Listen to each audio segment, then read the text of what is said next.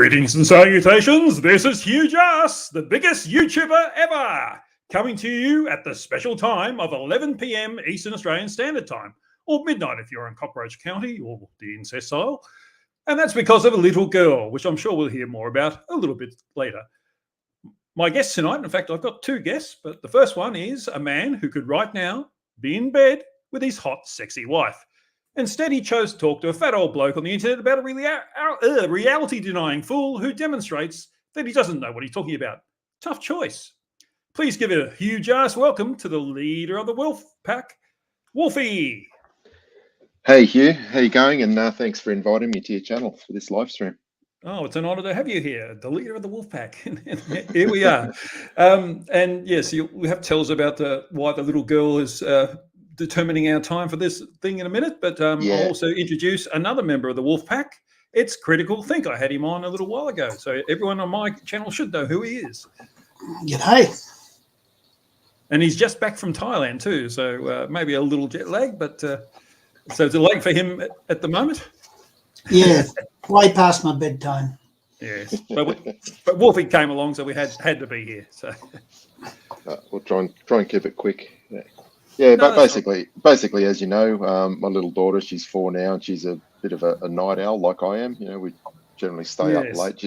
We've started to get her to bed a bit earlier now because she's into preschool, but getting her asleep before about 9:30, 10 is always a bit of a chore. So really, I don't have a lot of free time during the day from morning right through to night to do videos or anything like that. So this is about the only time while I'm at home.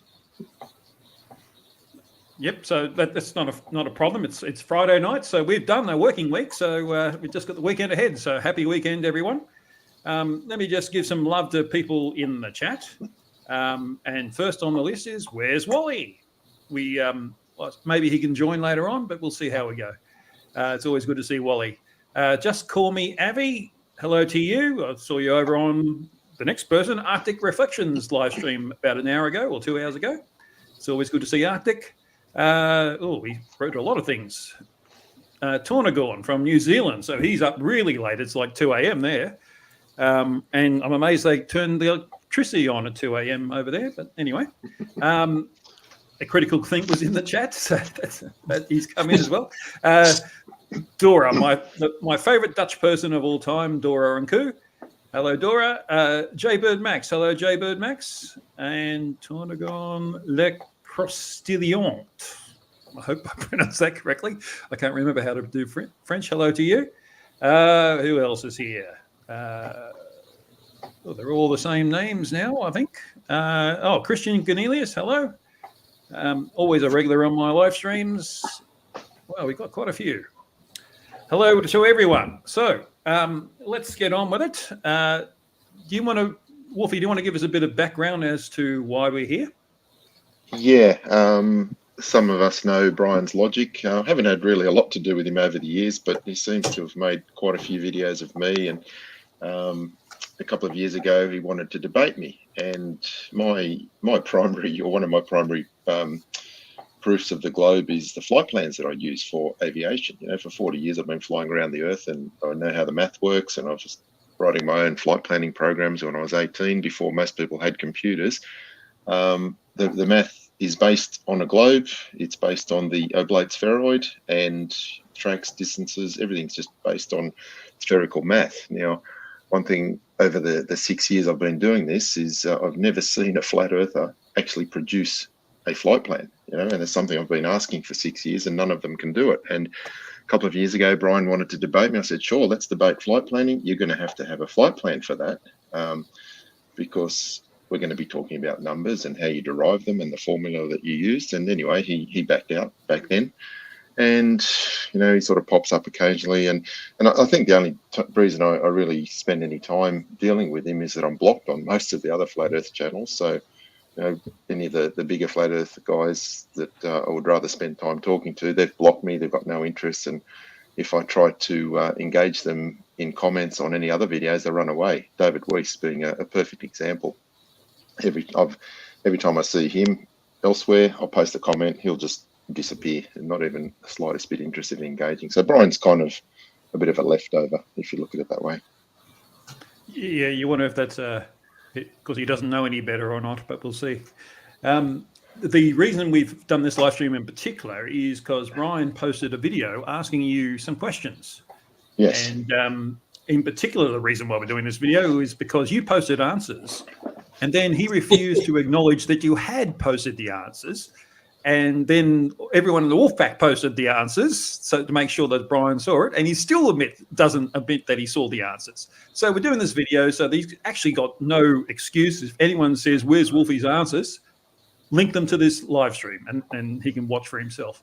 Yeah, absolutely. And you know, when he posted the questions, I try to do things as honestly as I can. You know, if I know an answer, I'll give the answer. If I don't know, I'll say I don't know. But when he posted that, you know, I gave him the courtesy of watching his video from beginning to end and just answering as I was watching. So all the answers have been on his channel for 6 days now, almost 7 days. Hey, I've got a comment about that, about Brian not finding it. Yeah. Oh, you didn't get the echo happening, but I know what you're trying to do. I don't know what game he's playing, because it has been posted by several other people, so there's just no question in my mind that he has seen them. So it was just I was going to post. It doesn't seem to have worked out when I copied it up to StreamYard, unfortunately. Sure. Do you want to read through this, and I'll read the last paragraph so you can see the bit that's been chopped off? Sure. Do you want me to read it out? Yeah. Yeah, sure. Okay. So this is how I started my response, and it's based on the fact that his entire claim is just a complete straw man. You know, that's the same old flat Earth claim that airplanes have to descend or they have to drop following curvature. That's never been my claim. Never, not once. Even back in 2016 when I started, I specifically said that there is no drop required. If you're following a curved Earth, all you have to do is maintain the same altitude above the ground or the water, and you're following the curve, and that means you're not dropping. The problem is they're not thinking in 3 dimensions, and they're not processing the physics or the geometry in 3 dimensions, and that's where they fail. So how I answered was, just to reiterate on that, Brian, believing aircraft have to drop to follow curve is incorrect. I've shown in several videos why this is incorrect. I do not claim aircraft have to drop to follow curve. I specifically claim that no drop is required. Brian believes drop is required, so this is his claim. This is why I call it a straw man. I will answer all questions, and I can't see any more beyond that. Yeah, then you said directly and honestly. Yeah, absolutely. Yeah. So, yeah. All right. So let's move on to the first question. So I'll read Brian's, and then you guys can talk about your answer. Sure. So Brian said his first question is, why did you not personally get this data yourself? And he's referring to data from aircraft about the nose dipping or not. Why didn't you get this data yourself at some point over the last 6 years? As if the data proves a globe, then I'm sure that all the globe people that we deal with would have gladly helped you with the fee. And your response was? Firstly, I don't need this data to prove the Earth is a globe. And it's not going to show that there's any drop anyway, because there's no drop required to follow the curve. So no drop is required to follow curve. Looking for it in thrust and pitch data is pointless. It is a strawman argument. And I have actually told him that many times in previous months. Globers specifically state that no drop is required to follow curve. No, in fact, you keep asking him about why is an aeroplane land back wheels first? Yes, exactly. He has this mistaken understanding of the chord line and horizontal, and absolutely no clue that angle of attack is a function of chord line versus relative airflow. You can point an aeroplane straight down and be generating positive lift, or you can point an aeroplane straight up and not stall the aircraft. He just doesn't understand the basic concept of how an aeroplane flies. And yet he presumes to tell you, a pilot and someone who's been doing it for 40 years, that you're wrong. It does make me laugh. It does make me laugh, and you know, I try to give everybody the benefit of the doubt, but you know, the guy's just. I have no doubt in my mind that that Brian is actually insane. There's just something seriously wrong with him.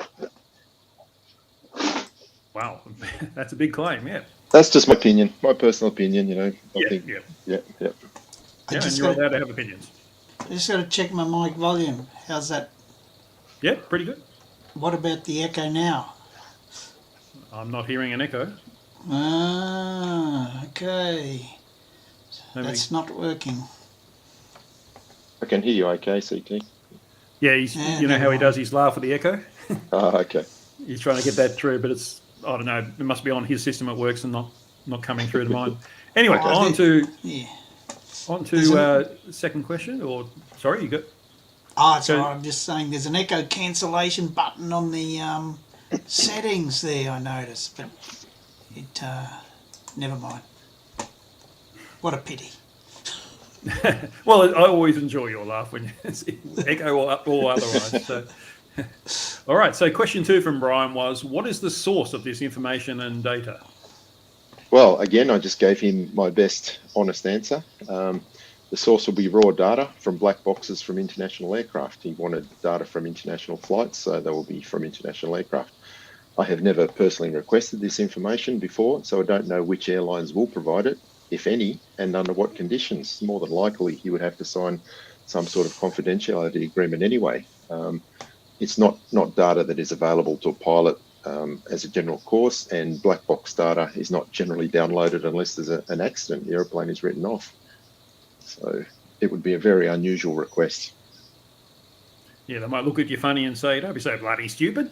Yeah, pay us lots of money. Money can open a lot of doors and open a lot of black box data, I'm sure. But I hate to think how much it would actually cost if you approached an airline and asked for this information. Yeah. And it's not going to prove his point anyway. So Absolutely.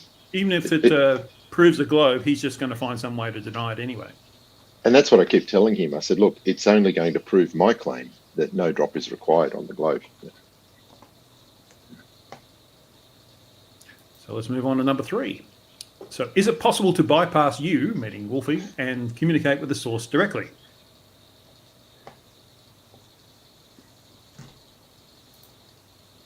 Yes, please do, Brian. You know, you don't need my permission for that. You're a grown man. You go and make your contacts as many as you want. It doesn't worry me in the slightest. It was a very weird question. As like you control all black box data in the world is what it implies. Yeah, that's right. That was just very weird. I was laughing as I was reading his questions, but you know, I tried to answer them as honestly as I could, and was typing as I was watching. Yeah. Does that mean that you're the only real pilot he knows? That's probably the case. Yeah. Arctic Reflections just had a completely side point, but Arctic Reflections just had an interesting idea because we've got the wolf back. He's going to start a reindeer pack with debunkers from the Arctic. It's not a bad idea. Sounds like a great idea. Yeah. I'm not sure they have the same effect as a wolf pack, but anyway, don't the Arctic wolves attack reindeer? We don't want that. We're friends. We'll be nice. Yeah. All right, so 4th question from Brian. How do you know that this data will cost a lot of money, and why will it cost a lot of money? Just think about it, Brian. God. No, God, he's an idiot. That was just an educated guess because nothing in aviation is cheap. A simple aircraft wash costs literally thousands of dollars. If we get the tyres inflated, that costs hundreds of dollars. And black box data is not routinely downloaded. You'll be taking an aircraft out of service. This is unscheduled, unorthodox maintenance. I predict it will cost you tens or even hundreds of thousands of dollars, and it's an educated guess only. I stated that very clearly. I've never asked for this data before because I don't need it to prove the globe. I don't think anyone's asked for the data. The only time, as you said, the only time most people would access it is if the plane's crashed, and so they could just take the black box and plug it in. So exactly, yeah. You were going to say something, CT? Oh, just there is another thing. I mean, some people have mentioned it. There's other telemetry data that the aircraft manufacturers collect as well. And I don't know if anyone has access to that or not. Probably not, because it's maintenance data. A bit like MH360, the reason they knew where it went is because of a regular signal that was sent out to the manufacturer. Yeah, something like that. Yeah. The old plane I used to fly, we could access a flight test page in flight, and that would give you real-time data, but it wasn't being recorded in any way that I could download and then post later. I could sort of video it as it was occurring. The new plane doesn't have that. It's like a separate software module they use for flight tests, but we don't have it when we're flying operationally. Okay. So next question, number 5. Will this data be specific to my requests, or will it be mixed in with all the other data in the black box? He wants you to edit all the data to suit him. God, that's arrogant. Yeah, it's a stupid question. Just doesn't have any clue of what he's actually even asking for. And I answered as best I could. Again, it will be raw black box data. Analyzing it is your responsibility. Absolutely, as it should be. You want the data, you want it for your purposes, you sort it out. It's not for someone else to sort it out for you. Exactly. And even if you did, he'd say, "Oh, you've manipulated the data." Well, that's why it's much better if he just goes and gets the information himself directly. Yeah. Yeah. It's better for him anyway, for at least his course. Absolutely. That way he knows it hasn't been tampered with. It's just straight out of the back box. Yeah. Absolutely. Yeah. All right, question 6. If the data shows that the planes did not pitch down below horizontal in the manner that they would have to, God, learn to spell and use commas, for the pilots to fly around a globe Earth with a 3,959 mile and use metric, this is the world radius, and is that the radius? That's the diameter, isn't it? No, that is the radius. Yeah. Yeah, that's the radius. Yeah. Yeah, miles and kilometers. That's why you use metric. So everyone knows what you're talking about. Will you admit that the pitch? Why did he capitalize you? Will you admit that the pitch data does not and your claims? Didn't he pass grade 3 English? Will you admit that the pitch data does not support your claim? Just remember, Brian didn't complete school. Okay, that's pretty obvious. Right. He told me that. Yeah. It always gets me how he puts a space before the question mark. I've told him about that several times. He still does it. Yeah. That's just a complete straw man again, because I've never stated that the aircraft has to drop. So specifically stated and demonstrated why no drop is required to follow curve. I fully expect the data will not show any sign of a drop. That is a flawed expectation that Brian has, and a straw man. So if the data shows no drop, I will see it as fitting the globe prediction perfectly. If the data shows no drop, it fully supports my claim that no drop is required on a globe. Absolutely. I just want to say about, I didn't know before you just told me that Brian hadn't finished school, and I don't want to make fun of him because of that, but he's an adult now. There's nothing stopping him going and learning how to do it properly, especially if he wants to communicate with other people, like on the internet. And some time ago, I've offered a lot of things to flat earthers over the years, and I was quite happy to follow through on every single one of those offers, even though some were quite expensive. But what I offered to Brian was to go to a reputable flying school in the UK and complete the entire theory course. In aviation, you can go and do all the theory without ever jumping in an airplane, because you've got to pass exams and you've got to have credits for each of those exams before you can do your final flight test. But you can do all the theory before you even hop in an airplane. I was going to pay for that for him to do the course, and all I asked for in return was to see his exam results to prove that he had actually sat the exams, and he declined. So, free real flying theory, and he refused to accept it. So what can you do? Like most flat earthers, he's not interested in reality. You can give him everything that he needs, and he's just not interested in it. He just wants to believe what he wants to believe. That's fine, but don't tell experts that they're wrong. It just makes me laugh. I think that the funniest thing, and not only Brian, but a lot of these flat earthers, I think the biggest mistake they make is to believe I take them even remotely seriously. Yes. I haven't from day one. It's like flat earthers, they've just got to be the most gullible, foolish, naive people on the internet. And it's just a curiosity for me that how can grown men and women fall for such a silly idea? But anyway. It's hard to believe we're the same species sometimes, isn't it? It does make me laugh. Yeah, they're so arrogant and think that they know everything, and all the experts are wrong. That's crazy stuff. It is, yeah. Well, I didn't know anything about the Dunning-Kruger effect until I'd encountered flat earthers. So that's something I've learned, about human nature, and you certainly see it in action. They're an extreme example of the Dunning-Kruger effect. It's quite amazing. Yeah. All right. Number 7. If the data shows that the pilots of the aircraft did not need to constantly pull back on the thrust. so as to account for the necessary drop value that they would have to account for if they were to fly around a globe Earth with that mile radius. Will you, Wolfie, he thinks that you've forgotten who you are, admit that the thrust data does not support your claims? Just like the previous one, I don't claim that the pilots constantly have to pull back on the thrust to account for drop. It's a complete straw man based on a lack of understanding of how aeroplanes actually fly. Again, I state that no drop is required to follow curve. Brian, this is begging the question, but you have not proven that drop is required. Any pilot will tell you that no drop is required. Anyone who understands geometry in 3 dimensions knows it is not required.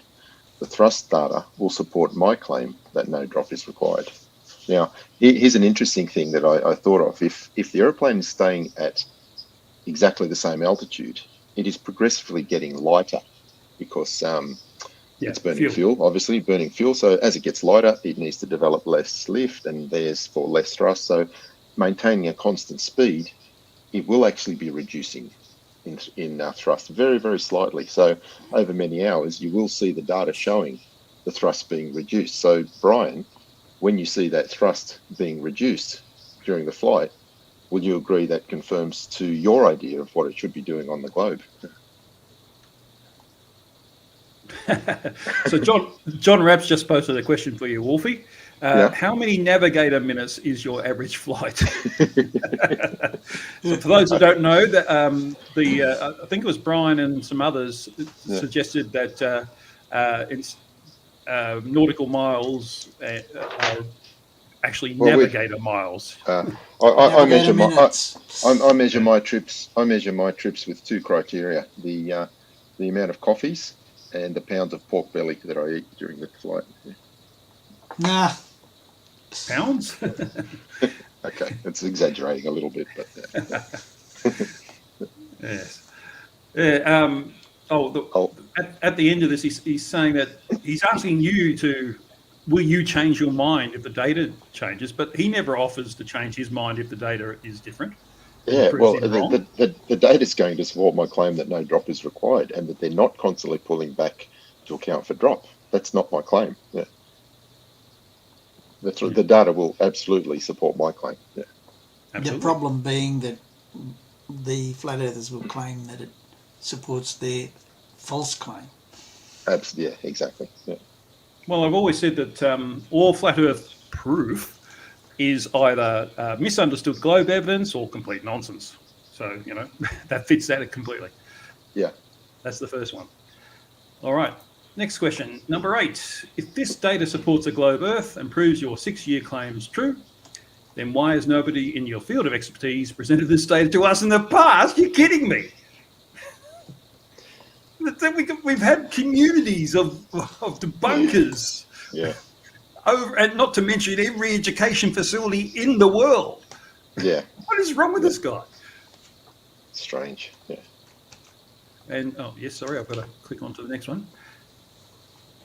Again, because it's a straw man argument.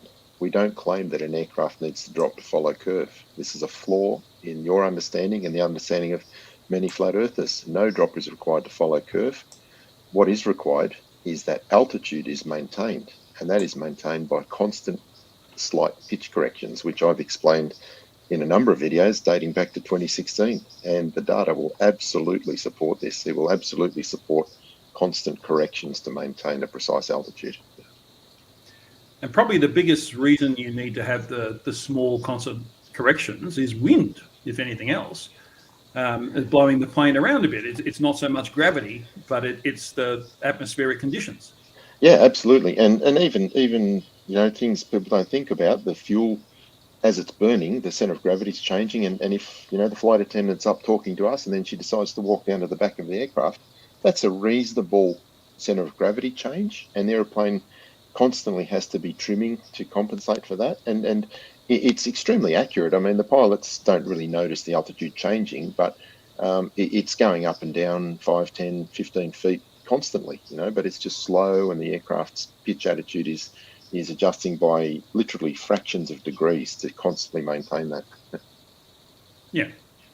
It's not a ballistic thing. It's being powered, and if you want to maintain a general direction, you've got to adjust to do that, just like you do driving a car.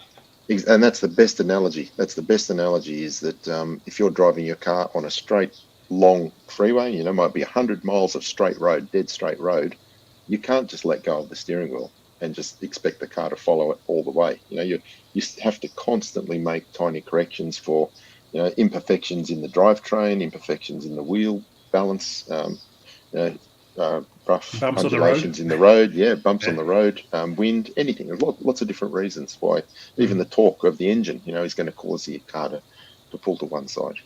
Yeah. I've noticed that some cars are a little bit more wobbly than others. Yes. Couple of questions in the chat for you, Wolfie. Yes. From just call me Avi. Do you think that flurfs are confusing film interpretations with reality as opposed to using a sim or reading up on actual flights? Film interpretations, it's possible, and I think a lot of flat earthers that I've encountered, they seem to be right into the computer games. You know, so there's a few of them that love to play those, and the physics in a lot of those games are just ridiculous. You know, and the perspective is not true to how we see things in the real world. So yeah, it's entirely possible. You know, their understanding of aviation is only what they see in movies. A lot of their understanding the world is like that, and that's why the Truman Show resonates with them so well. Yeah, true. Yeah. And the other question is from Tommy Grunfeld. Hello, Tommy. It's been a while since I've seen you. Hi, Tommy. Flat earthers claim cameras have collimation. I've never heard of that word. Collimation, and will show the horizon dropping. This can be corrected with turning the camera upside down. Can you fly upside down? I can actually fly upside down. Not in the plane I'm flying now, but I have actually done it. But no, it's not. It won't show that at all. It won't show that at all. It's not why the horizon is dropping. The HUD horizon line in the aircraft, I mean, I could talk for an hour on this, but the HUD horizon line in the head-up display, that is showing true horizontal, because that is actually the reference that we're using to pitch the aircraft. So if we want to pitch the nose of the aircraft 5 degrees above horizontal, that HUD horizon line is the horizontal reference. So if it's not what we call conformal to the external world, then you're not going to be able to fly the airplane accurately. And this, even in the manufacturer's flight manual, it states that this HUD horizon line will be noticeably above the real Earth horizon at altitude due to the curvature of the Earth. It's just such a common mistake. And I mean, Phuket Word made the mistake, Brian made the mistake, Antonio Subarets, rest in peace, made the same mistake. They just think that this HUD horizon line is affected by the pitch attitude of the aircraft. It's not. It's actually the reference that doesn't change. It's always showing horizontal. Yeah. Oh, right. Doris just explained what collimation was. I have heard that word before now. I just haven't heard it for many years. I get what it means with the eyepiece and lens. I understand it correctly. Yeah. You got a question from Rachel. Oh, Rachel's here. Hello, Rachel. Hi, Rachel. So would it show you following a curve? I presume she means the data in the black box. The horizon would constantly have to drop as you fly to on a ball. Would the data show that we're following a curve? Absolutely. The course corrections will confirm that the aeroplane is following a curve, and the distance corrections show that the distances are calculated based on a spherical formula with the radius of the Earth. But as far as the horizon dropping, you've got to remember that it's dropping, it's curving at 1 degree for every 111 kilometers. That's 60 nautical miles. Now, in that time, the plane has traveled 60 nautical miles. It has pitched in absolute space by 1 degree to remain at the same relative attitude above the ground that it is flying over. So what you're seeing is 1 degree of curve every 111 kilometers of the Earth, and their plane's matching that. So there's no apparent change. This is quite an easy thing to understand, but for some reason the flat earthers don't grasp it. The way to demonstrate, I wish I could sort of show you now, but if you imagine holding a model aeroplane over a globe, and instead of moving the plane around, just spin the globe and hold the airplane where it is and spin the globe, because that's actually what is occurring from the perspective of the aircraft. And then there would be no constant dropping. There's no dropping. There's no dropping. It's like if you're flying at 45,000 feet and you fly 1,000 miles and you maintain 45,000 feet, that is an altitude above a reference. And if the ground is curving and you're maintaining the same distance above the ground, you're maintaining the same altitude. They're just not seeing it in 3 dimensions. They're just, even when they make these calculations of how much aircraft drop, the biggest mistake, and I picked up Bob Nodell on this back in 2016. He was the first one that I saw that made this mistake. They calculate the drop from a stationary position. So they have a stationary observer and they say, okay, you fly 1 mile, you drop 8 inches. You fly 2, 3, 4 miles, and the drop seems to exponentially increase.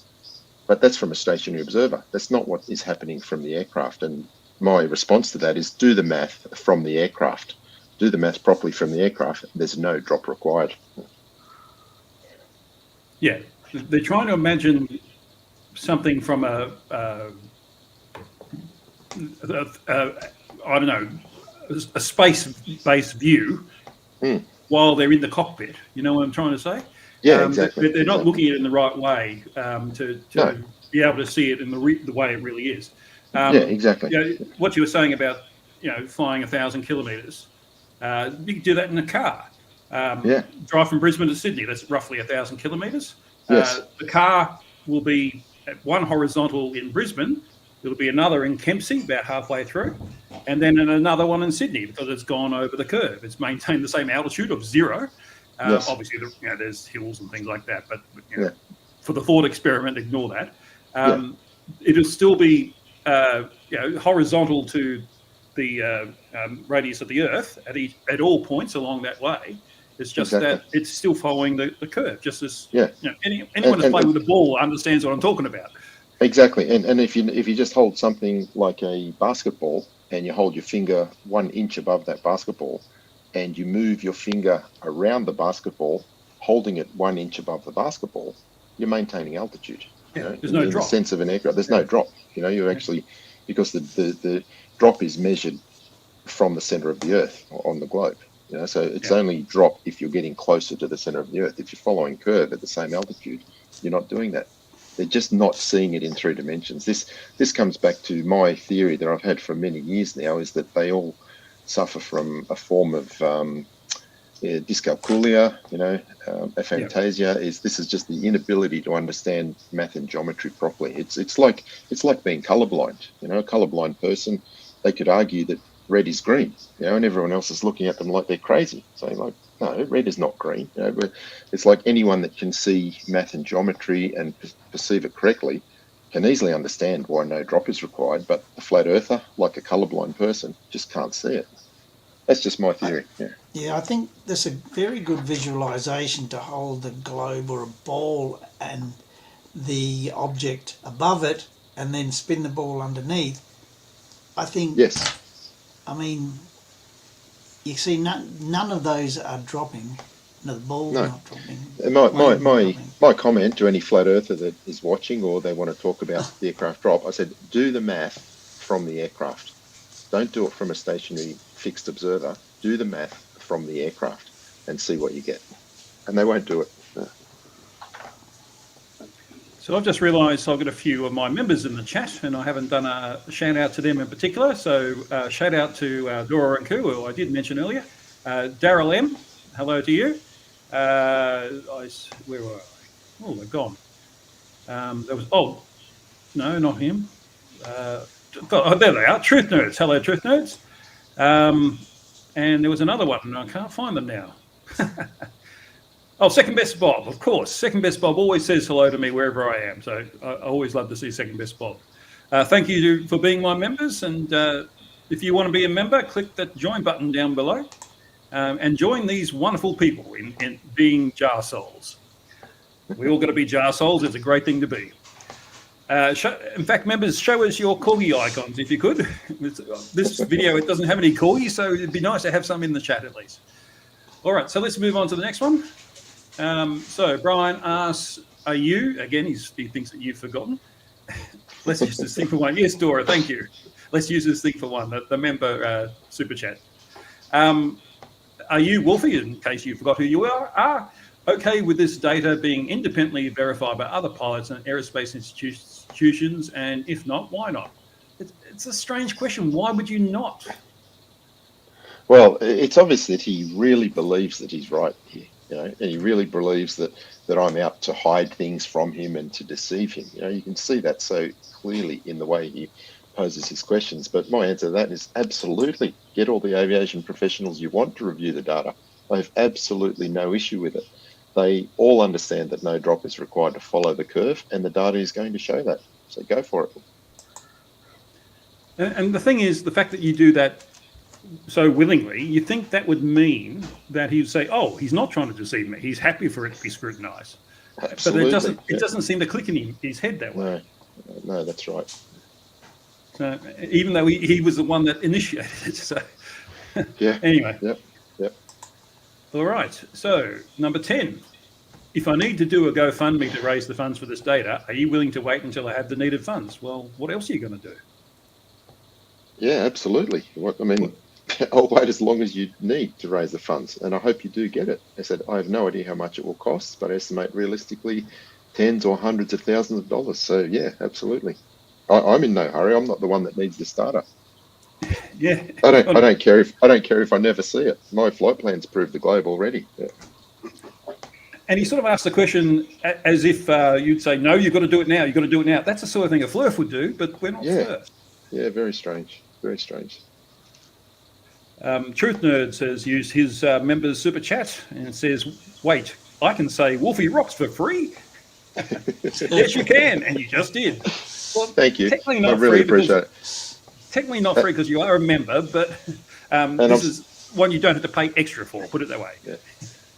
And I do just want to apologise to all my loyal subscribers. I haven't put out a lot of videos lately, and it's not because I don't want to. It's really just because family just takes priority. I was away from them quite a lot last year with COVID and doing quarantine in Perth. I spent nearly 5 months away from home, and that was the longest ever and very unusual situation. So when I'm at home, I try to give them all my time, from sunrise to sunset and beyond. So when I'm at home, I don't really do much flat earth. I post a few comments here or there, but when I start traveling again, I plan to produce a few more videos. Hey guys, I think it's time for me to retire. Oh, go to bed, I think. Yeah. Okay. Right. Yes, it's Thanks, getting on to CT. midnight. Thanks so much for being here, CT. Thank you. Great to see you as always. Thanks for having me on. I'm sorry I can't stay. No, you go. But yeah, so carry on without me. No No worries. No worries. Thanks Have for a good being one. here. Good to see Okay, you. enjoy your weekend. Thanks. That's it. So I just realised there's another member in the chat I hadn't shouted out, Judy Bassett. Hello, Judy. It's good to see you. And Daryl M used his super chat, member for 10 months, in fact. Oops, why is the chat not scrolling back? Use his free super chat. Wolfie rocks. Yes, you can. Thank you. Thanks, I really appreciate it. Everything's got quiet. Maybe CT had a fan on in the background. I thought it was my mic. Yeah. Yeah. But no, it's quiet now. Yeah. We've got to get to the questions, but thank you, Dora, for your €2 super chat. Critical Think rocks also. Oh, shame he just left. He didn't get to see that. Hopefully you'll watch it later tomorrow. All right, so on to question 11. If I do proceed with a GoFundMe, I'll obviously need to know how much money. I will need to cover your costs. So I will need you to secure a price for these services prior to me setting up the fund. Are you okay with this? Well, why wouldn't you be? Yeah. It's not my costs. I won't charge a cent for my services, or it's not me providing the data. So my answer to that was clearly, if you need a GoFundMe to raise the money, then you don't have it yourself. And I totally get that, However, before I start making inquiries and wasting the time of other aviation professionals, I will need some reassurance that you will follow through. And I just gave him a figure of $100,000 US dollars as a rough estimate to start the GoFundMe. When he has achieved 50% of that amount, I will consider it sufficient justification to proceed. If you have no money, then I'm not going to make a fool of myself in the industry by requesting services that you have no hope of paying for. And I could just imagine, contacting airlines and here's this captain of a corporate aircraft asking for data, and then they're all happy to go ahead, and then there's no money that comes through. I'm not going to put myself in that situation. So Yeah, Brian has to give me an absolute reassurance that he will be able to pay for it. Absolutely, and it seems so obvious, really. Yeah. John Rapp's given a $2 super chat, $2 Australian, of course, real dollars. Thank you for that, John. Wolfie, so never heard the drop alarm. Sync rate. I've heard that a few times in the simulator. Yeah. I often hear when I see videos of pilots landing planes, I keep hearing retard. Are they commenting on flat earthers or something? Are they? Yeah, I've got to concentrate. That's a flying high line. Yeah. No, retard, our aircraft doesn't have that. It's part of the auto throttle system. When you land with auto throttles, I mean, I do it. I'm lazy, so I just let the auto throttles, let the airplane do as much as it can. I'll just flare the airplane, and when the radio altimeter senses you're at 50 feet, it automatically brings the throttles back to idle. Some aircraft will actually have a call out saying retard. It's talking about retarding the throttles. But if it's a bit windy, if it's turbulent or strong crosswind, you can just turn off the auto throttles and just do it manually. But Right. I've had all my I guess it's saying retard just to tell you, yes, I'm doing a change to the throttle, so the pilot's aware of that and knows how to respond if they need to. Yeah. Yes. Okay. It always seems funny though, because watching aviation's one of my things. Watching aviation videos, and I switch over to flat Earth and then back to aviation. And I hear retard, and I think, yes. Anyway, Brian's question 12. As I will obviously be using not just my own, but also other people's money to pay for this data, do you understand that I will need to know all the details concerning the source of this data before I purchase? Well, yes, you've pretty much answered that, haven't you? Yeah, I think so. And like I said, I don't have the answer. And I'm not even going to bother asking for it until you can guarantee that you're going to have the funds to pay for it. So as a fair estimate, when you have $50,000 confirmed in your GoFundMe, I will get you the requested information. I don't know. Yeah. And as per an answer to a previous question, you don't have to ask Wolfie to go and get his data. You can do it yourself. Go straight to the source. Exactly. Yeah, and it'll save Wolfie the embarrassment. That would be appreciated. And the money's not going to Wolfie; it's going to whoever has the data and has to pull the plane out of service to download. My channel's not monetized. It always makes me laugh when flat earthers say how much you get paid, and my long-term joke is, well, NASA pays me $1 million per video. That's just what they pay me. But in reality, in reality, my channel's never been monetized. I said right at the beginning that it never would be, and I've kept my word on that. Yeah. And it's you've got 70,000 odd subscribers, haven't you? Yeah. Well, at one point when it was growing, I was looking at the figures, and it could have generated tens of thousands of dollars a year at one point. And I did consider briefly to monetize it, but maybe put it to the subscribers, to put it to a vote, because I wouldn't do it without sort of the general population agreeing, and then donating all that money to contests and prizes to give away. I did think of doing that, or possibly, if you're generating, even if it's just a few thousand every year, I'd be quite happy to just give that all to charity. And I thought maybe that's a good way to do it, but at this point I haven't monetized. So Flo Ryder in the chat's has a question for you, Wolfie. In the pre-GPS days, did they use lighthouses for commercial aviation? Do you know? I never did. Well, there's visual. Was it a joke question or was it a serious question? I think it's serious. Okay. Sure. I never used lighthouses. You do before sort of getting into the jet world. Then there were the option to get visual navigation fixes with dead reckoning. So yeah, you could use a lighthouse, but it would be no more than using any other ground feature. It wouldn't be specifically that you're choosing the lighthouse. So no, I'd have to say, in my personal experience, absolutely no, and I don't think it would have been specifically done. By certainly not the airlines. Because before GPS they had inertial systems. The 747 before GPS had the laser gyro, so they had accurate navigation systems already. Yep. Yeah, I think, I mean, there was one guy you spoke to who was a flat Earth flight instructor. Oh yes, Quincy. Yeah. Quincy, that's him. Yeah, yep. And I swear he obviously had never flown over oceans. He'd only flown over land where you can see landmarks all the time. Yeah. And so he never needed to do any global calculations. But if you're going to go over the ocean, so for say 1,000 kilometers, you want to make sure you end up somewhere where you can land. Otherwise, absolutely. you're drowning. Yeah. Well, I did a flight in December, which is the longest personal flight I've ever done. It was non-stop from Sydney, Australia to Eagle County in Colorado. And generally with the old airplane, we'd have to refuel in Hawaii for that trip, but the new one can do it non-stop. So I've got the GPS log, and because we were just flying so high, we had no real weather issues, and the track across the Pacific is almost a perfect great circle. I'm going to do a video on that when I get the opportunity, because it's a beautiful actual GPS log. The entire flight was recorded, and it shows exactly where the aircraft was flying, 800 miles south of Hawaii.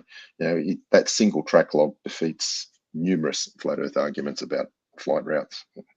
Did it have altitude as well? Yeah, it does. Yeah. Isn't that more or less the data that Brian wants? Well, it's GPS data, so it's not actually showing anything that is occurring with the aeroplane's pitch attitude. Oh, okay. I guess that's what he's after. Pitch or thrust. Yeah. Flow Rider in the chat says, thanks, Wolfie. It was a serious question, just out of interest, because I actually thought it might have been a feasible thing. So, yeah. Oh, I'm sure it could. And it would certainly be a good visual fix. If you're using visual fixes for your navigation, then absolutely there's no reason why a lighthouse couldn't be a very suitable visual fix. Yeah. Yep. All right. Question 13, Lucky 13. Are you aware that if this data supports a flat plane Earth and not a spherical globe Earth, that I am at liberty to bring this data further, even to the point of approaching some of the larger aerospace companies with it, and even bringing it to a courtroom?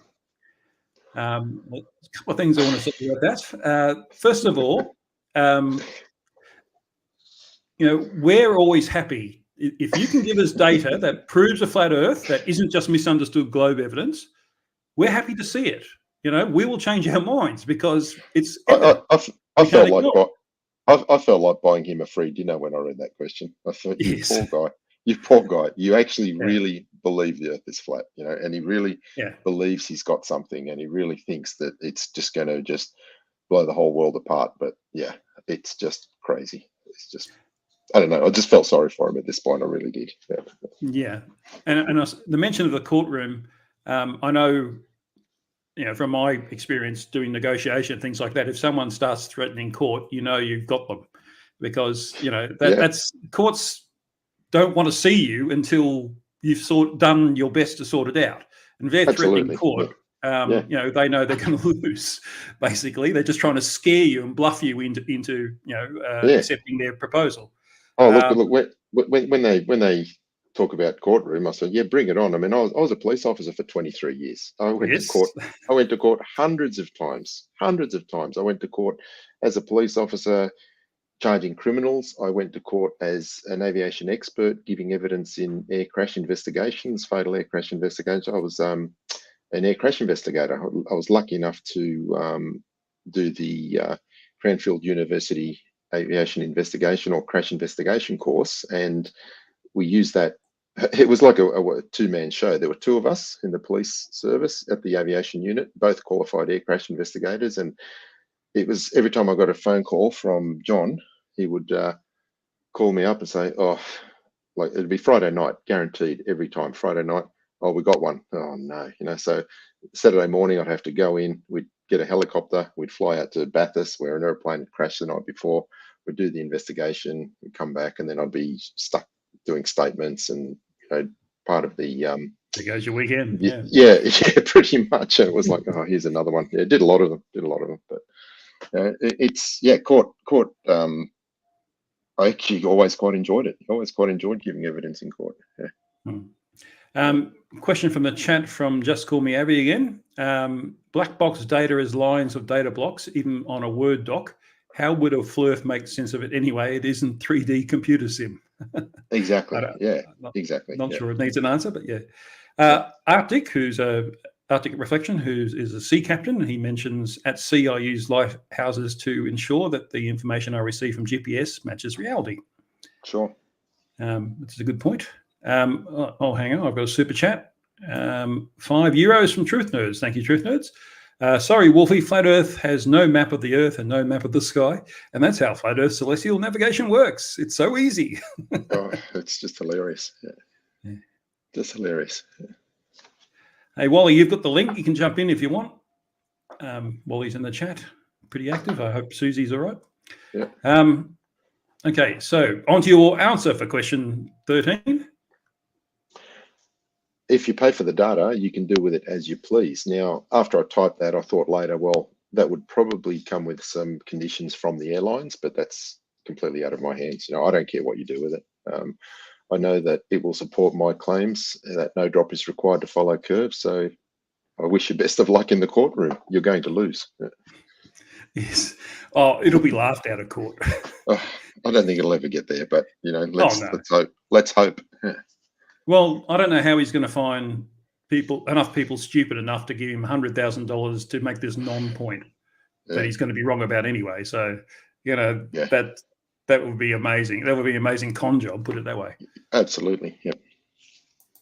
All right. Question 14. Would you, again, Wolfie6020, in case you forgot, be willing to address a courtroom in support of your claims if I brought the data that far, which I may consider doing? Why would you take it to court? I don't understand why he's even saying that. But your answer is, and you've sort of covered this already, but you might as well. Yeah, and I'm just not trying to blow my own trumpet here, but I'm just stating facts. I am a recognised expert in court in aviation matters, and I was the advisor to the state coroner in New South Wales as an air crash investigator. I will happily tell the court that no drop is required to follow curve. I will happily confirm that the data supports this. And based on previous court cases, you will not find anyone who can refute my evidence, but please try. It will be fun to watch. I will even pay for my own ticket to the UK if necessary for court attendance. Now, I know Brian's in Ireland, but I would base myself in the UK and just go over to Ireland when necessary for court. In fact, you're going to take the whole wolf back, I heard. Let's work to that. Yes, we're going to all go to this particular pub or something. Yeah. Burn through a few 100,000 Qantas points, but who cares? Yeah. And you might find someone who thinks they can refute your evidence, someone like Sleeping Dumbass, for example, but they won't actually be able to. And the court will say, why the hell are you wasting my time? Are we on a time frame? I'll tell you a little story. Yeah. No, go for it. Okay. It was when I very first went to the police helicopter unit, and I was qualified to fly the fixed-wing aeroplanes initially, and I was qualified as an observer on the helicopters. And the observer means you're sort of the mission commander, but you're not the pilot. And it was just sometime after that I did the helicopter license as well. So one of my very first court appearances, once I'd been at the aviation unit, we'd been involved in a pursuit. And there was a robbery up in the northern part of Sydney, and then we followed the car down, and he dumped the car and he went into the bushes, and we were searching over him. And I was literally only a few weeks at the aviation unit, so a junior observer on the aircraft. And it was really funny because when I was giving evidence, the defense lawyer, he was really pushing that point that I was brand new to the aviation unit, and he was saying, so how long have you been at the police aviation unit? I said, about 4 weeks. He said, so is it fair to say that you're quite junior? And I said, yeah, absolutely. And he said, now you've given in your evidence that you're at 1,000 feet above the ground, but you've also given evidence that you're quite junior at the aviation unit. How could you confirm that you're at 1,000 feet? And I said, well, because I'm also a grade 1 flying instructor with 5,000 hours teaching students how to fly airplanes. And his face just went white, and he said, okay, I've got no further questions. Yes, knowing what you're talking about is a great defense, isn't it? Yeah, absolutely. Not knowing what you're talking about is no defense. Yeah. Some people need to understand that, I think. Now, there was who was it? Someone made a great point. Just call me Abby again. He said, we don't need, well, Brian doesn't need money. You can download data from amateur flight enthusiasts, flight museums, and aviation museums. So I guess he's suggesting if he wants a cheaper thing, just go to your local flying school, and they all have black boxes and things, don't they? Well, no, they don't. No? Okay. No. Light aircraft don't have it. And in fact, Right. I went to over 40 fatal aircraft accidents, and we never really looked at any black box data because the planes that were involved didn't have it. Your typical Cessna ultralights, for example, Cessnas, they don't have black boxes that record that sort of data. It's only the sort of the airline style aircraft, like high-end corporate jets, that have them. Right. So yeah, it's not something. I mean, even yeah, like I said, I've never seen black box data, even in my days as an air crash investigator, because the ones I've been involved with, the aircraft didn't have black boxes. Yeah. Didn't have it, okay. yeah. I wasn't aware of that, so thank you. Yeah. It's always nice to learn something new. But I wonder, I mean, after an aircraft crash investigation is complete, what happens to the black box there? Do they just chuck it in the rubbish, or do they send it somewhere for storage? Oh, it'll be stored for sure. Yeah, stored for sure. I went down to the ATSB offices in Canberra a number of times. They've got rooms full of wreckage, just from previous investigations. Yeah. So would you be able to go to them and get a black box from there? Because that would have some data that might be useful. I would say if it's been involved in an accident, then they're not going to be able to. Well, the airline certainly wouldn't want to release it. Okay. Airlines crash an aeroplane. They're not just going to give the data to anybody. It's been investigated and it's been presented in court, and they're just not going to give it to anybody. Yeah. They don't want anyone poring over the old wounds, you might say. That's again just my opinion based on understanding how the aviation system works. Yeah. Brian's welcome to try, but that's good advice, I suspect. Yeah, go for it. Yeah. I was just trying to give him an alternative based on what just Abby was saying. So, because it's a lot of money to waste on proving, that you're wrong. Basically, it seems like a pointless thing for Brian to do, and it's just crazy. Yeah, he needs to convince himself, but he just. I just feel sorry. Wasteful thing to do. I just feel sorry for the guy. You can read and you can think, oh God, these guys are stupid, and you can sort of let yourself get angry and upset with them. And I just don't feel that way at all. I just feel sorry for the guy, and I've said to him a couple of times in comments. I said, Brian, just relax. I said, just don't stress about this. I said, go to the pub, have yourself a nice steak meal, have a couple of beers, and have a good night's sleep, because you're just getting so worked up over my comments. And and I do poke him a little bit, and I probably shouldn't do that as much, but it is fun. It's quite amazing how worked up they get it over something that really is. If they had two brain cells to rub together, they'd know that they're wrong, and they'd know the best way to approach it is to say, "Oh, sorry, I got that wrong," and move on, and everyone would respect them for it. Exactly. Instead of calling them fucking idiots, Yeah, exactly. Yeah. Anyway, Just Call Me Avi has another question for you. How do they set their flight paths then? The data for the flight should be available, surely. Isn't that what Brian is after? Why the black box from a jumbo jet? I think you pretty much covered that. They don't need a black box to set flight paths. No, you don't need to set. And basically, when the airplane's just making its standard corrections, with the altimeter and with the course corrections, that data would not be recorded any other way except with the black box, because it's real time. It's like you're driving a car. You drive a car, you're making numerous corrections all the time. It's never recorded. It doesn't need to be recorded for any reason. But when you set the flight path, that's a different system. That's the flight management system where you put in the flight plan. But that's not the flight path, and the FMS doesn't predict every little bump that you're going to hit during the flight, is what I'm trying to say. And so there are dynamic corrections during the flight. Crosswind's a bit stronger than forecast, and there's an updraft, there's a downdraft, and you may just decide to change altitude just because there's a bit more turbulence than expected. So you change altitude straight away. You're now flying a different flight plan to what's on your bit of paper. You're flying at a different altitude, so your fuel burns are going to be slightly different. Your time intervals are going to be slightly different, but that's all fine. You just update ATC as required. Second best Bob gave me a £5 super chat. Thank you very much for that, Bob. I'm currently working on the house of a BA pilot. He thinks it's hilarious that flat Earth is even a thing in some people's heads. Yes, every time I mentioned it to anyone, I get this incredulous look. There are people who still think the Earth is flat. You know, it's always fun to watch, actually. I only once that I've met a flat earther in a store. He was actually, I was going in there to buy a new TV some years ago, and we just got chatting. Really nice guy, really good guy, just in a local store, and just chatting a couple of times and looked at it, and then went back the next time we're talking, and he just started to ask what I did. I said I'm a pilot. As soon as he heard I was a pilot, he said, "Oh, so tell me, is the Earth flat?" And I thought, "Oh, okay." So he's asking. I said, "Do you think it's flat?" He said, "I don't know." I said, "I just see stuff on YouTube. I'm not sure, but surely you know." I said, "Yeah, I do know. It's a globe." He goes, "Okay." He was satisfied with that. That is a rare occasion that they accept. Yeah, he wasn't a flat earther. He just encountered it at some point and just wasn't sure. So he was quite happy to just take my word for it. Yeah, a bit like my daughter. I mean, you know, she would fill her head with all sorts of silly things, and now she's a little bit older. But you know, it was simply because she didn't have enough experience or education to know better. Sure. And now she knows a little bit more. She realised, oh yeah, that was all nonsense. So yeah, sure.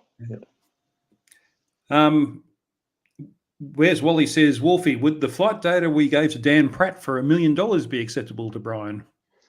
What's that about?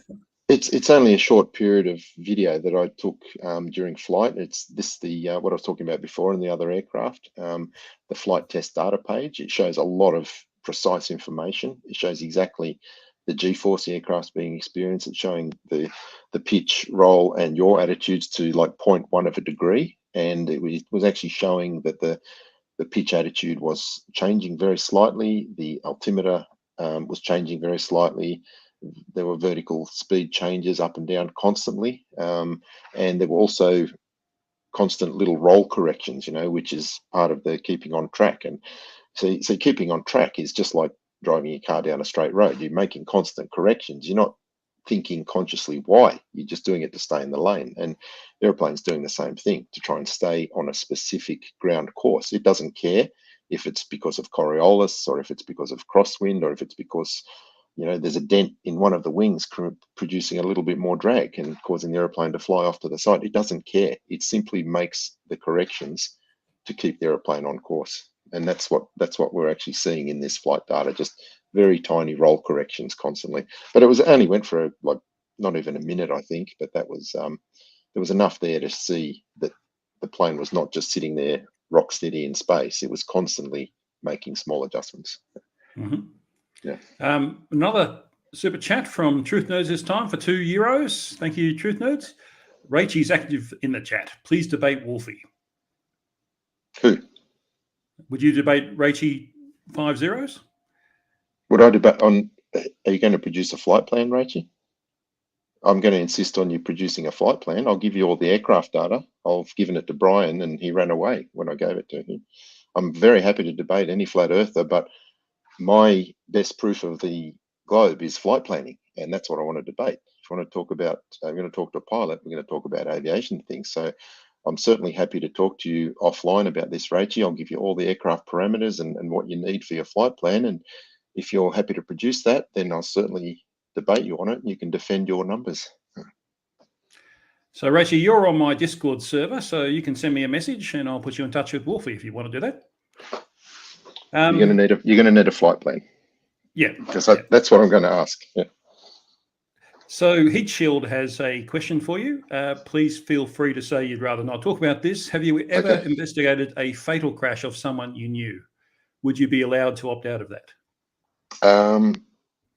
Yes, I was allowed to opt out of it. It did happen once. Yes, it did. It was actually, there were two pilots on board the aircraft, and the instructor was a good friend of mine. He survived with relatively minor injuries, and the person that died actually had a heart attack in flight, so that was the cause of the death. And it was because he had a heart attack and he froze up on the controls. The instructor was able to manage a forced landing in a paddock, but without full control of the aircraft. But yeah, I did go to that fatal accident. Yeah, it was just part of the deal. I mean, the guy died of a heart attack during flight, so it's not really not really anything you can do about that. Yeah. Yeah. All right, let's get on with these questions. We've had a good old chat, so let's Sure. do a little bit more. Question 15. Are you okay with me citing you as the source of the data if I approach some of the more well-known aerospace companies, or would you prefer to not be involved? Entirely up to you. I've got no issue with it, but looking at that again, I think I'm not really the source of the data, am I? I'm just the one that would be requesting the data from the source. Yeah. So if you've got actual real data, Brian, if you've got actual real data from the aircraft, and you want me to come in and discuss it, yeah, absolutely, I'm happy to do that. Yeah, but your name doesn't add any credibility to the data because it's not your data; it's from someone else. Yeah, exactly. So, question 16. So 3 to go. Have you any professional advice, learn to spell advice, Brian, to offer me as to what I should do with this data once I get it, as in advise on how to go about using it to my advantage or to my detriment? That's a very strange question. Like, it's basically he's just doesn't know what to do. I said, my advice is that you'll be wasting your time, as the data will confirm our claim that no drop is required on a globe. And then my little phrase was, this is your train set, Brian. You play with it however you want. Exactly. He wants the data. So, if he wants it to prove that it's a flat Earth, then he's the one that's got to show that. Why are you asking me how you're going to use it? You use it however you want. Yeah. It's his circus, so he's got to play with the monkeys. Exactly. Yeah, exactly. Question 17. Do you feel that you could support your claims and win a court case against Flat Earth using the data that I requested? Oh, I didn't quite trim off the bottom bit there. And what a surprise what the answer is. Yeah, my claim is that no drop is required to follow the curve, and the data will 100% support that. So absolutely, I will win the court case, Brian. When the judge sees my qualifications as a pilot, air crash investigator, and past history of being a court-recognised expert in aviation matters, you have zero chance of winning, and that's just being realistic. But please try. I would enjoy the court appearance, and I will fund my own attendance fully. Which is a very generous offer, really. Oh, it'd be fun to get back into court. I haven't been there for years. Yeah. I don't think it'll ever happen. I don't think he'll raise the money. Of course, it'll never happen. Yeah. It'll just never happen. Yeah, but you're not putting it's important for you to not put any obstacles in his way. So no, I want him to do his it. fault. Yeah, absolutely. Yeah. And the last question: do you feel that I could support my claims and win a court case against Globe Earth using the data that I requested? Let me guess. Oh, I felt like buying him a night at a really nice hotel when I read that. I just felt so sorry for the guy. Wait, is that all it takes? So if I said that to you, you buy me a night? I just felt so sorry for the guy. I thought, well, here he is. He's just probably living alone, and he really takes Flat Earth seriously, and he really thinks he's got me on this one. And it's just absolutely so far from reality that I just pity the guy, really. And that's why I just answered like this. I said, not a chance, Brian. I said, you will lose miserably, and you will look like a fool. I could even request that you pay the court attendance costs, and the judge would absolutely grant it. But I wouldn't do that because I'm a nice guy. But please take this to court. 23 years as a police officer, I never lost a case. In 40 fatal air crash investigations, I was expert witness for the Crown. I enjoy giving evidence in court, so please bring it on. Again, I promise I will fund my own court attendance, and I would not ask the court to award costs when you lose. Yeah, I mean, the first thing I think occurs to me is, well, what's the point of contention that you would take to court? Court's not a place to discuss science. It's a place to discuss the law. So the law has to be broken for it to go to court for a start. Yeah, absolutely. So what's the law that this data has anything to do with? Yeah.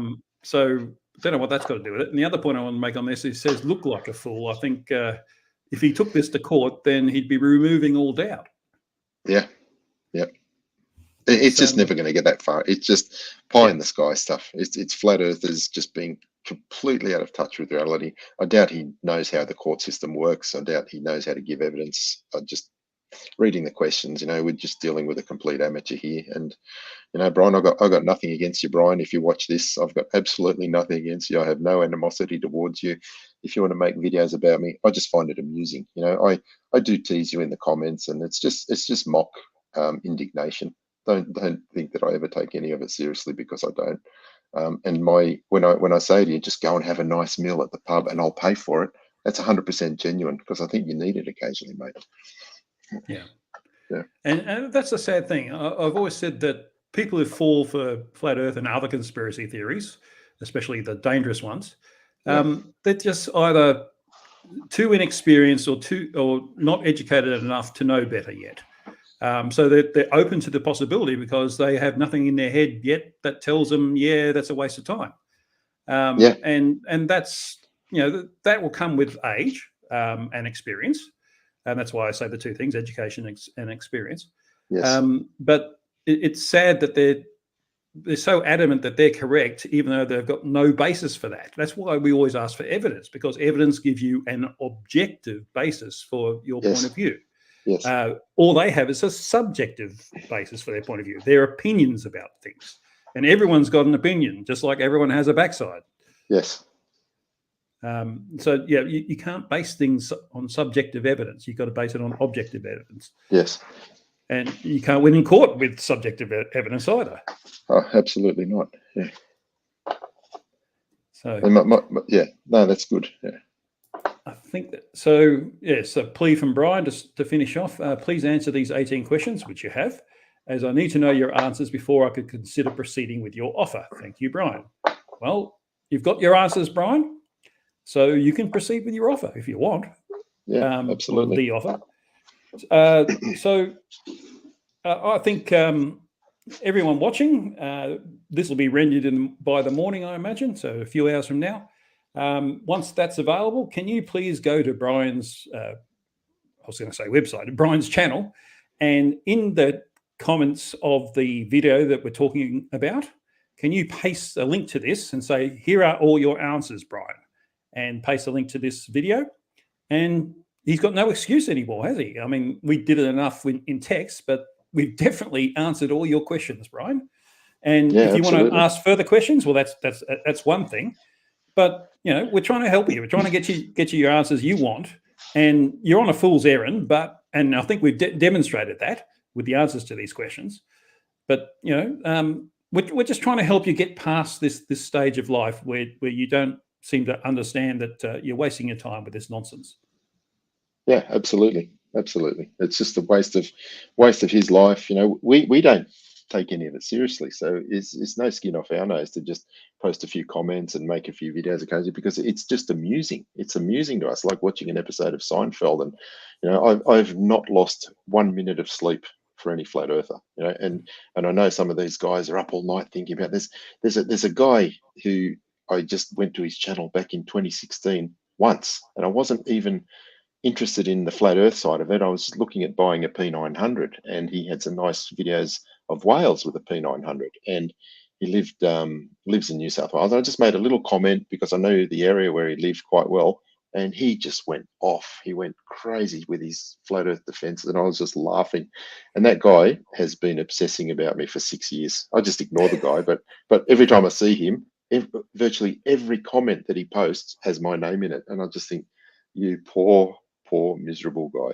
That's how do they let themselves get like that? It just, you know, it's a complete waste of time. A lot of obsessive personalities in flat earth, I've noticed. Yeah. And you know, very little critical thinking. Yeah, absolutely. You know, there's a whole list of them, of course, Dunning-Kruger and so on. It'd be nice to, it'd be nice to be able to help them more, but they're their own worst enemy. They've got to want to change. And it's not all bad. I mean, I've learned a lot of things. You know, just even doing my own personal experiments, I've learned a lot of things. And you know, we've got the house full of telescopes now, and my daughter loves them. She's only 4 years old, but she loves them. And you know, she likes telescopes. She likes looking at the stars. When I've got mine set up and I'm doing all the stuff with the astrophotography cameras, and I'm looking at it inside, she's inside, she's asking me questions about the nebulas and the planets. So that's positive, you know. And I've learned a lot of things just watching guys like you know, where's Wally? He's amazing. Ruhif's amazing. Your videos, Bob the Science Guy. You know, there's lots of good general information that I probably would have not known had I not encountered the flat earth on YouTube. I'm the same. You know, I did physics at uni, but I've forgotten most of it because I went into other fields, and this has helped me, you know, remember it all and and this time understand fully rather than just sort of repeating it. Why it works and how I can test for it works. You know, 2 years ago, if you said, how do we prove the Earth is spherical? I didn't really have a clue. I knew I could look it up, but I didn't really know off the top of my head how to do that. And most people don't, because it's not something that comes up a lot. But, you know, I can do it half a dozen ways easily right now. And, you know, if you look at my videos, you see I have done it a few times. So, you know, it helps you regain that love of understanding the natural world, and that's all it is. It's understanding reality for what it is, and that's an important thing. It helps you in your life knowing how the world works. And I think anyone that's been debunking flat Earth for a while, we're just so well armed if the topic comes up in social environment. You know, I had a dinner some months ago just with group of work people, and it just came up as a joke. Flat Earth just came up as a joke, and my offsider said, "Oh, Rob, he takes on the flat Earths on YouTube." Oh, really? You know? And then one of the guys said, "Well, what's your best proof of the globe?" And I just went straight into flight planning and equatorial mounts, and they're all just going, "Wow, well, you really know what you're talking about, don't you?" You know, it's only because of having done it many times in videos and learning myself. So yeah, it was good. Yeah, and for me, the number one proof is the fact that we've measured the curvature, but I didn't know we had until 2 years ago. So I guess I'd assumed it, but I didn't have it. I couldn't point to a reference that said this is how we did the measurement of it. So but I'll tell you who's just awesome inspiration. I'll give you a shout out, Wally. Wally is just constantly coming up with great ideas. You know, like it was his idea. Like the satellites. That just blew me away, and it was so perfectly timed because you know, I would have never thought about it, you know, and I've seen plenty of satellites, and I was able to find the geostationary ones very easily. And he thought, well, at the time of the equinox, wouldn't the shadow cross the geostationary line? I thought, hey, you're absolutely right, and it did, you know. And then we went ahead and measured it. We measured it over a period of many weeks, and was able to determine that the shadow of the Earth itself is round, you know. So everything again just fits, and this is just another experiment that anybody can do. You know, Wally's now got his telescope, you've got yours. You know, we're certainly planning a lot more observations like this, and I actually hope to be in Dubai for the next equinox. So hopefully I can get some observations over there while Wally's doing it from his location. How close to the equator is Dubai? I don't know what its latitude is. Off the top of my head, I couldn't tell you. Is it close, or is it like 25 degrees or something? No, I'd have to have a look on the map just to. Yeah, the same for me. I just it's not off the top of my head. I don't think it's that close. Not as close as you might initially think. Yeah. I mean, it's hot, so you sort of assume it's close. Fair way. Yeah, it's a fair way up. Yeah. There's a super chat I haven't got yet. David Oliver, thank you very much for the £5 super chat. HUGH JARSZ, I've learned that when you move a steel rod, it has a delay before the other end moves. It was like, wow, I'm getting over COVID. Oh, I'm sorry to hear that, mate. I'm glad you're getting over it. It seems that more people are surviving COVID, so that's a wonderful thing. And I've just realised I've said the word that YouTube doesn't like, but we'll see how we go. I think if you say it in the first couple of minutes, it's a problem, but this far in, it should be all right, I think. But yeah, I'm glad you're recovering, and speedy recovery, and I hope you be fully recovered very soon. 25 latitude north Dubai. Right. Yes, it's fair way. So it's not going to help you, and it's not in the tropics even. So who else we got in here? No, it looks like no more questions for you. And if you've got a question for Wolfie, now's the time to ask. So drop it in the chat.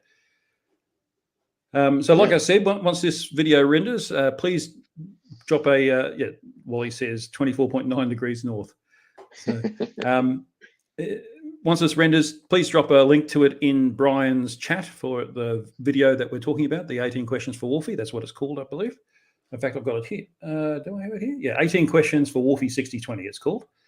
So sometime in the next few hours when it's up on YouTube properly for replay, please do that.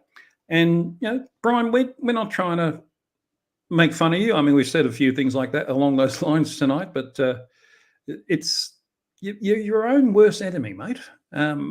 We're just trying to help you, and you're holding on to things in your head that really just aren't valid, and it's so easy to show that they're not valid. And yet no matter how much evidence we show you that they're not valid, you just stick with them anyway. And that's the sad bit, because that means we can't help you.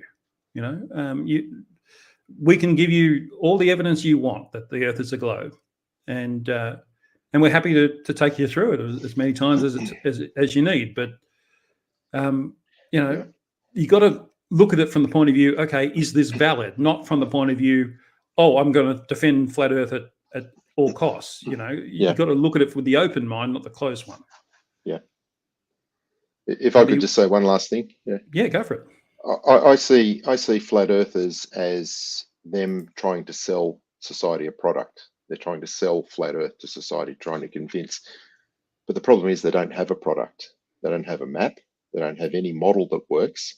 And I've been flying airplanes for 40 years, and I know that the flight plans that we use are 100% calculated on a globe, and they work. So if you're a flat earther and you're trying to sell flat earth to me, you're going to need a flight plan that is not based on a globe. Now, 6 years of asking, none of you can do it. So basically, you're salespeople trying to sell a product that you don't have. And what do we call that? Scam. Yeah. And I'll add to what I said earlier. If you've got some genuine evidence that the Earth is flat, please bring it to us. We were interested in seeing it. We've just been waiting for so long. We haven't seen any. It's either utter nonsense or misunderstood globe proof. Yeah. And now, Brian agreed to do a flight plan many months ago. I said, look, it's sort of been my standard condition for 6 years. If you want to debate me, we're going to talk about flight planning. I want to see a flight plan that is based on a flat Earth. And Brian agreed to that. So I thought, oh, good, this is going to be fun. And then I put together some very detailed aircraft data, and I did simplify it greatly. I just based it on very simplified data. And just for an example, an airplane gets lighter as it flies because it burns fuel. So your fuel flow is constantly changing. A real flight plan accounts for that, but the data I gave to Brian just had a constant fuel flow for the whole trip. So it was simplified in a many number of ways.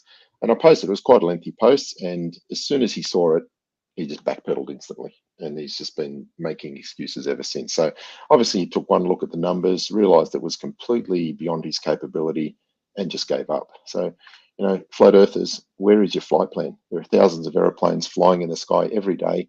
Every single one of them is using a flight plan based on a globe. And if you don't have anything if you don't have an alternative to that, well, as far as I'm concerned, you've got nothing. Yeah. How odd. I mean, he's not a pilot, is he? No. So why would he think he could do a flight plan? Well, look, I'll tell you one thing. I don't accept that excuse, because when I posted my search and rescue challenge some time ago, I was literally blown away with how good some of the responses were, and they were all based on the globe. They're all made by Globers. No flat earther even bothered to enter the contest. But guys like Ruhif won the contest, and I was literally blown away by just how good. All you've got to do is understand a bit of math and be reasonably competent with programming. You can put together a flight planner very easily. Guys like Ruhif, Where's Wally? They all produce brilliant flight plans, and they're not pilots, and they've never done any pilot training. So when a flat earther tells me I'm not a pilot, I can't flight plan, I said, that's not going to cut it. You've got plenty of people that can flight plan just by understanding how math works. From memory, Ruhif won just by a few minutes from Wally. Wally got his entry in just a few minutes after Ruhif. So. Correct. Yeah, correct. Yeah, they were just awesome entries, and literally blew me away. It did literally amaze me how good. And it wasn't just them. There were dozens. I got dozens of entries that were all very good. Some were a bit mediocre that were still quite good, for a non-pilot, but the vast majority were what I would consider excellent. So, if you're a flat earther, you cannot use the excuse, I'm not a pilot, because I'm not going to buy it. And even myself, I was writing flight planning programs in computer club at school when I was 15, and I hadn't even taken a flying lesson then, but I just read books on aviation, and, I was reasonably good at maths back then, so you know, spherical trigonometry, it wasn't that difficult. You know, the Havison formula, plug that into a little basic computer program, and you've got your own flight planner that actually works. Yeah. So there are a couple of questions in the chat. So from Dora and Koo, will Wolfie ever stop being awesome? Thanks. Well, will you? Well, I hope not. I hope not. Wally says, tell Wolfie I think I might have stuffed up his capture, and by might I mean definitely did. Yeah, we've got a dual system now where we remote operate each other's telescopes. Oh. He's got his set up and I've got mine set up, and mine was actually on a specific star tracking a certain satellite, and Wally can access it and control it, and I do the same with his. So the plan is we're going to have identical systems when we do the next satellite eclipse series. Wally has just joined us, in fact. This is a rare treat. Hey, oh, how you doing?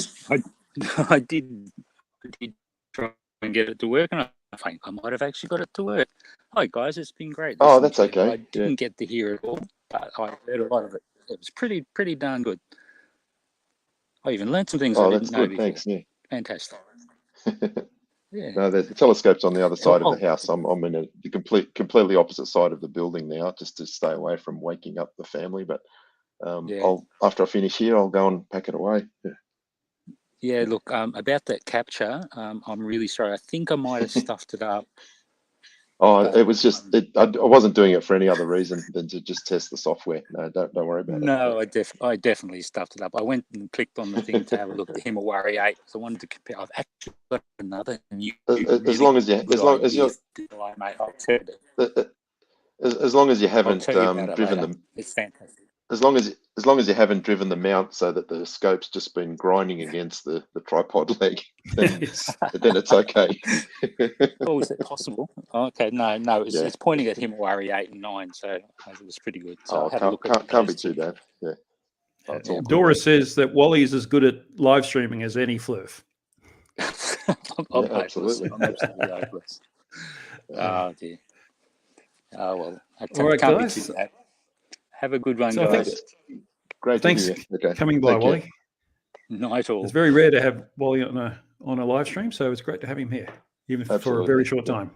Yeah. Because of his duties at NASA Central, obviously. Yes. All right, so I think it's time for me to go to bed. It's 12:30 here.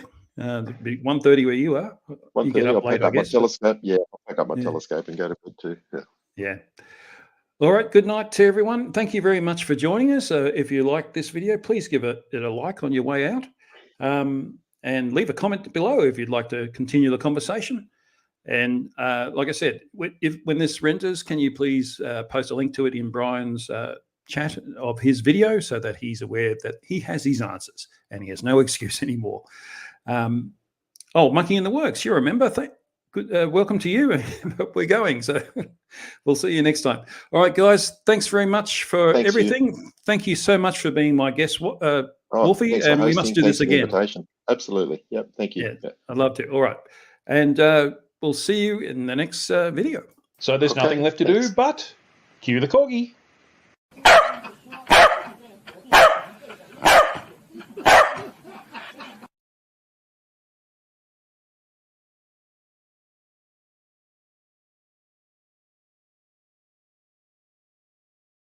You're despicable. HUGH JARSZ.